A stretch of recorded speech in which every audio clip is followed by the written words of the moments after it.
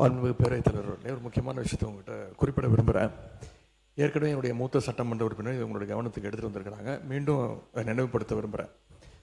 இந்த அவையை நீங்கள் முடிந்த வரைக்கும் மிகச்சிறப்பாக எங்களை எல்லாம் வழிநடத்தி கொண்டு போகிறீர்கள்.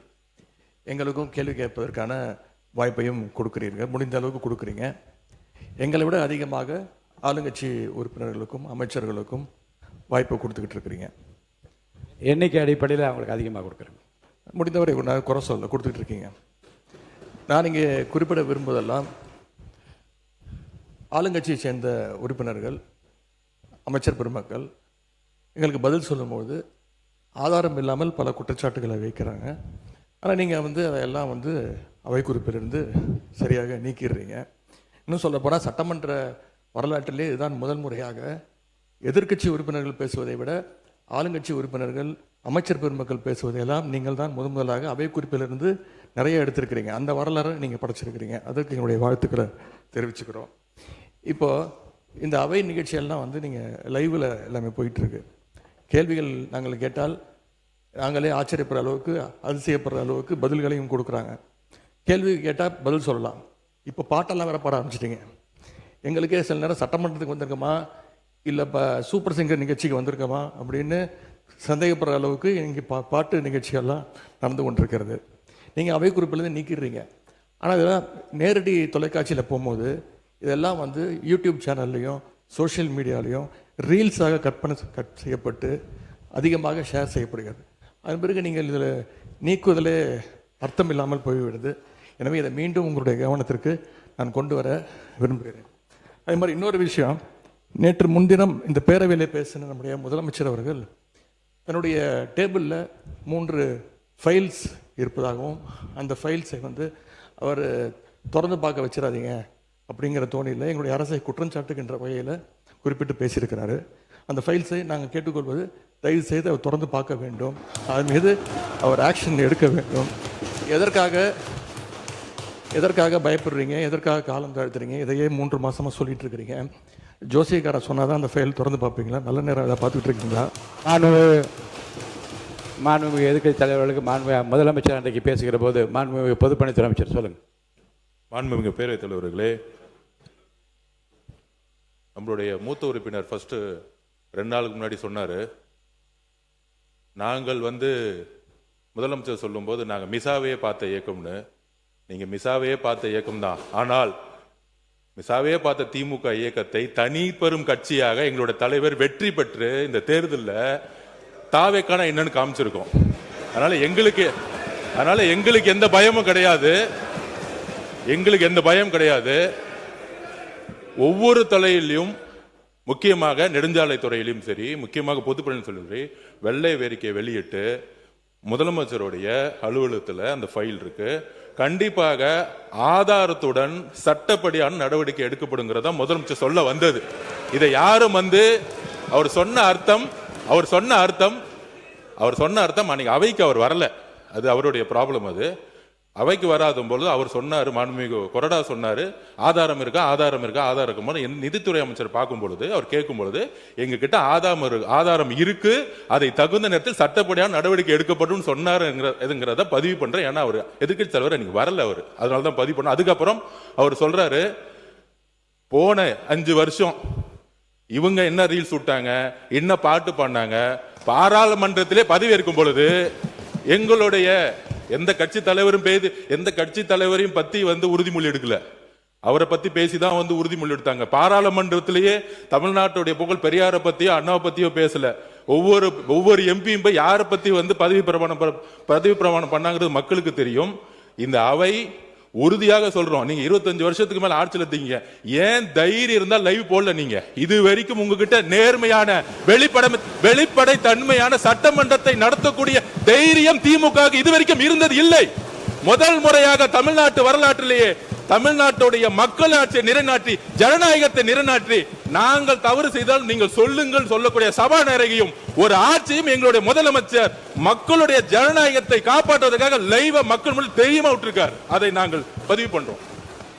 ஏன் நீங்க ஏன் லைவ் இல்ல? 2021 உங்களுடைய தேர்தல் அறிக்கை என்ன இருந்துச்சு? 2021 திமுகவுடைய தேர்தல் அறிக்கையில் சட்டமன்றத்தை லைவ்ல கொண்டு வரணும்னு சொன்னீங்களே, ஏன் செய்யல? மாண்பு நீர்வளத்துறை அமைச்சர், மாண்பு பேரவைத் தலைவர் அவர்களே, கொஞ்சம் சொல்லிட்டோம், ஒரு நிமிஷம். ஜோசியர் என்ற வார்த்தையை நீக்கும்படி கேட்டுக்கொள்கிறேன். அதுக்கு அடுத்தபடியாக நேற்று மார்க்கெட்டில் ஒரு 70 வயசு முதியவர் சொன்ன ஒரு வார்த்தை என்னான்னு பார்த்தீங்கன்னா, இப்போல்லாம் நாங்கள் சீரியல்லாம் பார்க்குறதில்ல, லைவை அசம்பிளியில் சட்டசபையில் என்ன நடக்குதுன்றத நான், என் மனைவி, என் பேத்தி முதல் கொண்டு அதை நாங்கள் காலேஜ் முடிச்சுட்டு வந்தால் கூட நாங்கள் இதை பார்த்துன்னு இருக்கிறோம். உண்மையாகவே ரொம்ப சந்தோஷமாக இருக்குது, நிம்மதியாக இருக்கிறோம். எங்களுக்கு எல்லாம் இருந்த பயம் எல்லாம் போய் இன்னைக்கு எதுவாக இருந்தாலும் எங்களுக்குன்னு ஒரு புள்ள இருக்கிறார் நம்மளுடைய முதலமைச்சர்ன்றத அவர் அந்த பெரியவர் சொன்னார். இது உண்மை சம்பவம். இதை நான் மாண்பு பேரவைத் தலைவர்களே, இவர்கிட்ட நான் அமைச்சர்கிட்ட காலையில் வந்த உடனே நான் இதை சொன்னேன். ஆனால் திடீரென்று எதிர்க்கட்சி தலைவர் இப்படி பேசினார். லைவை உண்மையாகவே தமிழ்நாடுல முதல்ல தைரியமாக எங்கள் தலைவர் தான் லைவ் அனுமதித்திருக்கிறார் என்பது இந்த நேரத்தில் தெரிஞ்சு. மாண்புமிகு எதிர்க்கட்சி தலைவர் அவர்கள் பேசுகிற போது சூப்பர் சிங்கர் ஆகிவிட்டது எனக்கு இந்த சட்டசபை என்று சொல்வது கொஞ்சம் நீங்கள், ஏன்னா கருத்துக்களை சொல்லுகிற போது பாட்டு பாட விரும்புகின்றவர்கள் அந்த கருத்தை ஒட்டி பாடுவதில் எந்த தவறு இருப்பதாக தெரியவில்லை. அது சூப்பர் சிங்கர் என்கிற அந்த வார்த்தை அவசியமா என்று. இன்னொன்று, மாண்புமிகு உட்காருங்களேன், உட்காந்துக்கோங்க. மாண்புமிகு முதலமைச்சரை பற்றி நீங்கள் சொல்லுகிற போது ஜோசியக்காரரை கேட்டு செய்கிறார் என்று கேட்கின்றீர்கள். ஏனென்றால் மாண்புமிகு முதலமைச்சர் அவர்களை பொறுத்த வரைக்கும் ஏற்கனவே பதிவு செய்யப்பட்டிருக்கிறது. எத்தனை மணிக்கு வருகிறார், எவ்வளவு நேரம் பணிபுரிகிறார், எப்படி கோப்புகளை பார்க்கிறார் என்றாலும் மாண்பு அமைச்சர் பெருமக்கள் ஏற்கனவே பதில் சொல்லியிருக்கிறார்கள். இதில் நீங்கள் யாரை அவர் கன்சல்ட் செய்கிறார் என்றால், யாரையும் கன்சல்ட் செய்யாமலே சுயமாகவே தன்னுடைய அறிவாற்றலால் முடிவெடுக்கிற திறமை அவருக்கு இருக்கிறது என்பதை 3 மாத காலத்தில் எல்லாரும் பார்த்து கொண்டிருக்கிறார்கள். இன்னொன்று, கோப்புகள் என்னிடம் தயாராக இருக்கிறது என்றால் அவருடைய ஆய்வில் இருக்கிறது என்று அர்த்தம். எந்த நேரத்தில் எந்த நடவடிக்கை எடுக்க வேண்டும் என்பதை பற்றி மாண்புமிகு முதலமைச்சர் இன் consultation with honourable ministers of the department அந்தந்த துறை சார்ந்த அமைச்சர்களோடு கலந்து ஆலோசித்து முன்னாலே வைக்கிற கோப்புகளை முழுவதுமாக நான் ஆராய்ந்து கொண்டு இருக்கிறேன் என்று தான் சொன்னாரே தவிர அதை எடுக்க வேண்டும் நீங்கள் ஒரு சேலஞ்சாக எடுத்து அதை ஒரு சவாலாக அதை உட்காருங்க பதில் சொல்ல நம்ம மாண்பு உறுப்பினர் ஆஸ்டின் உட்காருங்க. அதை ஒரு சேலஞ்சாக நீங்கள் ஒரு சவால் விடுப்பது போல் அதை எடுத்துக்கொள்ளக்கூடாது என்று நான் உங்களை கேட்டுக்கொள்ள. மாண்பு எதிர்க்கட்சி தலைவர் பேசலாம். பேரவைத் தலைவர், மாண்புமிகு சட்டத்துறை அமைச்சர் சொல்லுங்க. மாண்புமிகு பேரவைத் தலைவர் அவர்களே, மாண்புமிகு பேரவைத் தலைவர் அவர்களே, ஜோசியம்னு சொன்னாரு. ஜோசியம் பார்த்து மஞ்சள் துண்டு போட்டதெல்லாம் ஆல்ரெடி தமிழ்நாடு பார்த்துருச்சு. ஜோசியம் பார்த்து மஞ்சள் துண்டு போட்டதெல்லாம் தமிழ்நாடு ஆல்ரெடி பார்த்துருச்சு. அதனால எதை செய்தாலும் வெளிப்படையாக எந்த ஒளிவரையும் செய்ய தெரியும், எதை எப்போ எடுக்கணும் என்னன்னு தெரியும். எல்லா துறைகளிலும் எப்பெல்லாம் சட்டப்பூர்வமான நடவடிக்கை எடுக்கப்பட்டு வருது எல்லா துறையிலும் எடுத்துட்டு வருது. எல்லா துறைகளிலும் அந்தந்த துறையில எங்கெங்கெல்லாம் வயலேஷன் இருக்கோ, எங்கெங்கெல்லாம் விதிமீறல் இருக்கோ, அதுக்கான சட்டப்பூர்வம் நடக்கிற வழக்குகள்லாம் பதிவு செய்யப்பட்டு தான் வருது. அதனால நாங்க ஏற்கனவே இந்த ஜோசியம் பார்த்து மஞ்சள் துண்டி பார்த்துட்டோம், எல்லாரையும் பார்த்துட்டோம். ரொம்ப எதிர்க்கட்சி தலைவர் அவர்கள், பேரவைத் தலைவர் அவர்களே, எதிர்க்கட்சி தலைவர் பேசும்போது நீங்க அவள் கட்சியை சார்ந்த ஒரு உட்காருங்க, அவங்க பேசுறாங்கல்ல எதிர்க்கட்சி தலைவர். பேரவைத் தலைவர்களே, இதைத்தான் நான் குறிப்பிட்டேன். நாங்கள் ஒரு கேள்வி கேட்டால் நாங்களே ஆச்சரியப்படுறவர்களுக்கு, நாங்களே அதிசயப்படுற அளவுக்கு நீங்கள் ஒரு பதிலை சொல்கிறீங்கிறது இதைத்தான் நான் சொன்னேன். அதன் பிறகு ஜோசியக்காரன் அப்படின்னு சொல்கிறது தவறுன்னு சொல்கிறீங்க. நீங்கள் ஜோசியக்காரன்னு அப்பாயின்மெண்ட்டு நீக்கியிருக்கீங்க. ஜோசியங்கிற வார்த்தை ஒன்றும் ஜோசியக்காரங்கிறது தப்பான வார்த்தை கிடையாது. லைவ் திமுக ஆட்சியில் தான் முறையாக நாங்கள் தேர்தல் அறிக்கையில் சொன்னோம், கேள்வி நேரத்தை முதலையாக லைவாக ஒளிபரப்பு செய்தது நாங்கள். இப்போ இந்த கேள்வி நேரத்தையே எடுக்க முடியாத நிலைமையில தான் இன்றைக்கி இந்த அரசு நடந்துகிட்டு இருக்கு. இன்னொன்று, நீங்கள் லைவ் உட்காருங்க.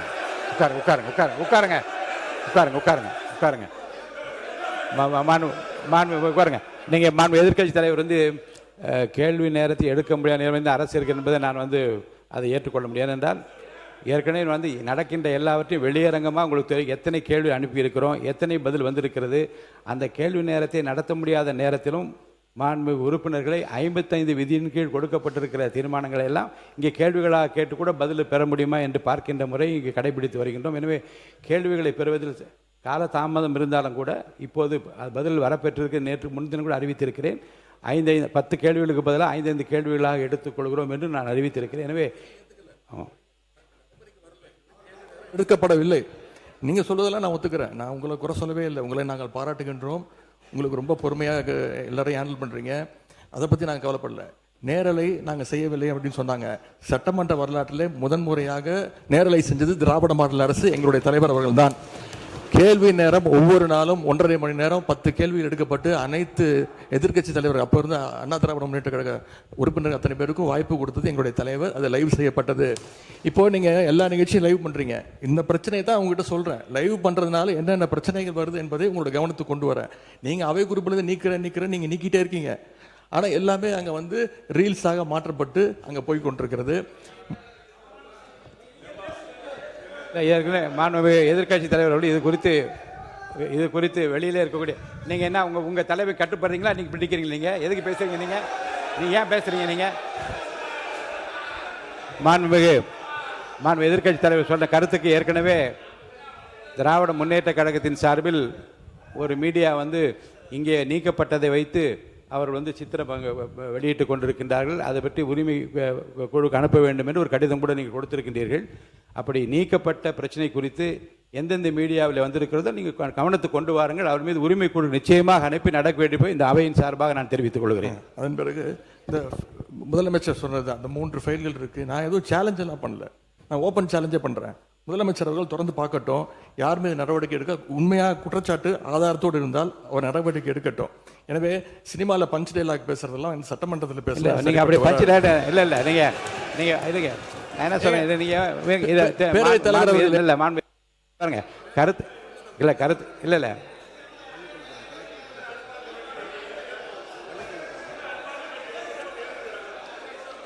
மாண்புமிகு பள்ளிக்கல்வித்துறை அமைச்சர்.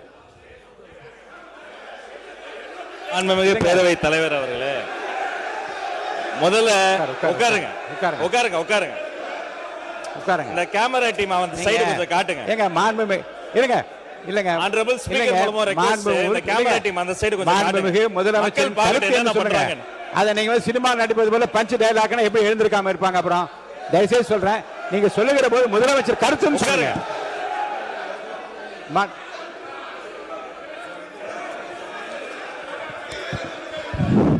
உட்காருங்க. நீங்க எங்க வரீங்க? நீங்க போங்க உள்ள இடத்துக்கு. நீங்க போங்க பதில் நீங்க போங்க. முதல்ல மாண்பு உறுப்பினர் கொஞ்சம் அமருங்க. எல்லாம் அமருங்க. இருங்க. நீங்க அமருங்க. எல்லாம் அமருங்க.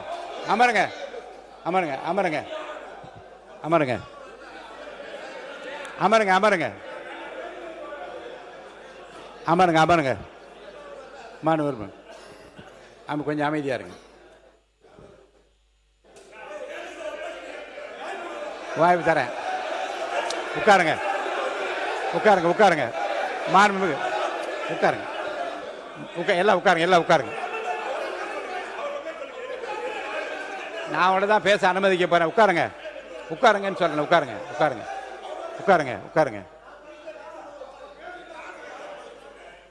முடிங்க.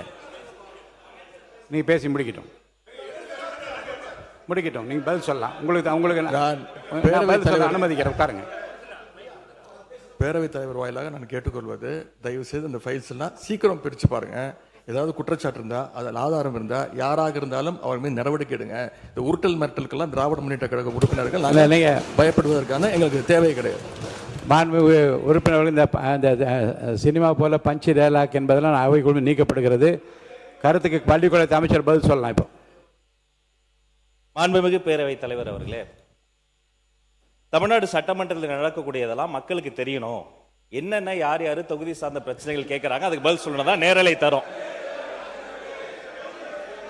நான் உங்க மூலமா ஒரு கோரிக்கை வைக்கிறேன். முதல் கோரிக்கை என்னன்னா, நம்மளுடைய கேமரா டீம் இந்த எதிர்க்கட்சி வரிசை தொடர்ச்சியா அப்படி கமெண்ட் அடிக்கிறது, உரிமையில பேசுறது, லாஸ்ட் பெஞ்ச்ல இருந்தா டாக்டர் குடுகுடுன்னு எஞ்சிங்க நடுவில் ஓடி வர்றது, இதையும் சேர்த்து ஸ்பிளிட் ஸ்கிரீன்ல காட்டுங்க. ரெண்டாவது, மதிப்பிற்குரிய எதிர்க்கட்சி தலைவர் அவர்கள் பேசுகிற போது லைவை பத்தி சொன்னார். உண்மைதான், அவங்க வந்து நேரலையை வந்து கடந்த ஆட்சியில மதிப்பிற்குரிய முன்னாள் முதல்வர் அண்ணன் மு.க. ஸ்டாலின் ஆட்சியில அதை தொடர்ந்தாங்க. ஆனா ஒரு நேரலை என்பது வெறும் ஆளுங்கட்சிக்கு சாதகமா இல்லாம முதல் முறை ஆட்சி நேரலை மட்டுமல்ல, முழுமையான நேரலை என்பது வெற்றி தலைவருடைய ஆட்சியில தான் தொடர்ந்து கொடுத்துக்கிட்டு இருக்கோம். மதிப்பிற்குரிய பேரவை தலைவர் அவர்கள் நெற்றிக்கண் திறப்பினும் குற்றம் குற்றமேனு நடுநிலையோடு ஒரு கட்சி இரு கட்சி இல்லாமல் அனைத்து கட்சி உறுப்பினர்களினுடைய குரலும், இந்த குரலற்றவர்களின் குரலாக இருக்கக்கூடிய அனைத்து கட்சிகளினுடைய குரலும் பதிவாக வேண்டும் என்பதற்காக தான் சிறப்பாக செயல்பட்டு இருக்கீங்க. அதுல ஏதோ ஆளுங்கட்சி பேசுவதை மட்டும் நீங்க வந்து அதிகமாக அவை குறிப்பிலிருந்து நீக்கிறது போல ஒரு தோற்ற மயக்கத்தை நம்ம உருவாக்கிட கூடாது. யாரு எந்த கட்சியை சார்ந்தவர்கள் மரபு மீறி எந்த வார்த்தை சொன்னாலும் நீக்கக்கூடிய நடுநிலையான சபாநாயகர் இந்த மாமன்றத்துக்கு கிடைத்திருக்கிறது என்பதை நான் சுட்டிக்காட்டுகிறேன். இன்னொரு விஷயத்தை நினைவு கூற விரும்புறேன். மதிப்பிற்குரிய பேரவைத் தலைவர் சாம்பர்ல ஒரு முறை ஒரு முக்கியமான கேள்வி வந்தது. நாங்க அதை கேட்டு அதிர்ச்சி அடைஞ்சோம். என்னன்னா, கடந்த 2 ஆண்டு காலமாக இந்த நேரலைய அரசுக்கு சொந்தமான ஆல் இந்தியா ரேடியோலயே கொடுக்காம நிறுத்தி வைத்ததாகவும், நீங்க கொடுப்பீங்களான்னு வந்து மதிப்பிற்குரிய பேரவைத் தலைவர் கிட்ட நான் இருக்கும்போது கேட்டாங்க. இதை குறித்து கலந்து ஆலோசித்து தொலைக்காட்சி மட்டும் கிடையாது, வானொலியிலையும் நேரலை போட்டு குக்கிராமத்தில் இருக்கவங்கள கேட்கட்டும் முடிவெடுத்த சபாநாயகர் நீங்க. இந்த நேரத்தில் அதற்காக உங்களுக்கு நான் நன்றியும் சொல்லிக்கிறேன். அதன் பிறகு எங்களுடைய மாண்புமிகு தமிழ்நாடு முதலமைச்சர் எப்போதும் எதுவாக இருந்தாலும் ஒரு சின்ன செய்தி, அது வந்து ஒரு விஷயம் வந்து வந்தா கூட பள்ளிக்கல்வித்துறை சார்பாக உடனே தொலைபேசியில் அழைத்து அது குறித்து கடுமையான நடவடிக்கை எடுக்க சொல்லுவார். இந்த மாமன்றத்தில் ஆல்ரெடி அந்த ஃபைல்ஸ் இருக்கிறதே ஒரு சுட்டி காமிச்சார். அந்த இஷ்யூவே நான் தான் ஏஞ்சி சொன்ன, அவர் ஆதாரத்தை எடுத்துட போறாரு அப்படின்னு. இந்த நேரத்தில் அவர் சாதாரணமா இருந்தாலே அதெல்லாம் பண்ணாத போறாரு. மாண்புமிகு எதிர்க்கட்சி தலைவர் அவர்கள் காட்டுன்றாரு. அவருடைய கோரிக்கையை கட்டாயமாக முதல்வர் நிறைவேற்றுவார் என்பதையும் கூறிக்கொள்கிறேன். 2 வார்த்தை மட்டும் கோரிக்கை. அவர் எல்லாத்தையும் ஆக்கப்பூர்வமா விமர்சிக்கலாம். அதுல வந்து ஒரு தனியார் நிகழ்ச்சி பேரை சொன்னாரு. அது பாட்டு பாடுவது இந்த மரபுக்கு புதுசு கிடையாது. விதவிதமாய் வித்தியாசமாய் பயங்கரமா பாட்டு பாடினவங்க தான் அந்த பக்கம் ஃபுல்லா உட்கார்ந்துருக்கிறாங்க. அதெல்லாம் அந்த தனியார் நிகழ்ச்சியினுடைய பேரையும் நம்ம வந்து நீக்கிடலாம். இவரை தான் நியமிக்கணும், இவரை நியமிக்க கூடாது. இந்த தொழில் உயர்ந்தது, இந்த தொழில் தாழ்ந்ததுலாம் கிடையாது. இது இன்க்ளூசிவ் கவர்மெண்ட், அனைவருக்கும் அதிகாரம், அனைவருக்குமான ஒரு விஷயம் தான் நேர்மையான முறையில் பை மெரிட்ல போயிட்டே இருக்குது. அதனால ஒரு குறிப்பிட்ட ஒரு விஷயத்தை மட்டும் சுட்டி காட்டுகிற பொழுது அது வந்து ஏற்புடையதல்ல. அது மட்டும் கிடையாது, இந்த சினிமாவில் வரக்கூடிய அந்த பஞ்ச்டேல் அதை கூட நீங்க அவை குறிப்பில் நீக்கிட்டீங்க. அதை போன்ற விஷயங்களை தவிர்த்து கொண்டு ஆக்கப்பூர்வமான கருத்துக்களை, அறிவுபூர்வமான சிந்தனைகளை அதை முன்வைத்து பேசினால் இந்த மாமன்றம் சிறப்பாக செயல்படும். உங்களுக்கு எங்களுடைய அத்தனை பேரின் சார்பில் ஒரு வாழ்த்துக்களையும் தெரிவித்துக் கொள்கிறேன். மிக சிறந்த சபாநாயகர் தமிழ்நாடு அரசியல் வரலாற்றில் இந்த மாமன்றம் கிடைத்திருக்கிறது என்பதை பதிவு செய்கிறேன். மாண்புமிகு எதிர்க்கட்சி தலைவர். பேரவைத் தலைவரே, நான் உங்க சார்பாக பேசிட்டு இருக்கேன். இப்போ நீங்க நீக்கிட்டீங்க, ஆனா இப்போ இதெல்லாம் லைவ்ல போயிடுச்சு. இப்போ அதுக்கு என்ன பண்ண போறீங்க? அது என்ன நடவடிக்கை எடுக்க போறீங்க? அதாவது லைவ் கொடுப்பதை நாங்க எதிர்க்கவில்லை, நாங்கள் பாராட்டுகிறோம். லைவ் நீங்க கொடுத்துருக்கீங்க, நல்ல முயற்சி, நாங்க பாராட்டுறோம். ஆனா அதுல இருக்கக்கூடிய பிரச்சனைகளை இங்க நான் சொல்றேன். நீங்க அவை குறிப்பில் நீக்கிறீங்கன்னு சொல்றீங்க. நீங்க எவ்வளவு நீக்கினாலும் அது சோசியல் மீடியால ட்ரெண்ட் ஆகிட்டு இருக்கு, வைரலா போயிட்டு இருக்கு. அதான் உங்களுடைய கவனம். எதிர்க்கட்சி தலைவர் சொல்ல விரும்புகிற கருத்து வந்து, குற்றச்சாட்டுகளை எந்த பக்கத்திலிருந்து வைத்தாலும், அது முன்னாள் ஆண்டவர்களாக இருந்தாலும் சரி, இப்போது ஆள்கின்ற இறக்கில் இருந்தாலும், ஆதாரபூர்வமான கருத்துக்களை சொல்வதன் மூலமாகத்தான் இந்த சபையிலே சில குறைந்தபட்ச மாண்பினை நாம் காப்பாற்ற முடியும் என்பதையும் கருத்திலே கொண்டு, அப்படி ஆதாரம் இல்லாமல் சொல்லுகிற போது நான் உடனே நீக்க வேண்டும் என்பது ஒரு நியாயமான மரபு. அதன்படி நான் நீக்குகிறேன்.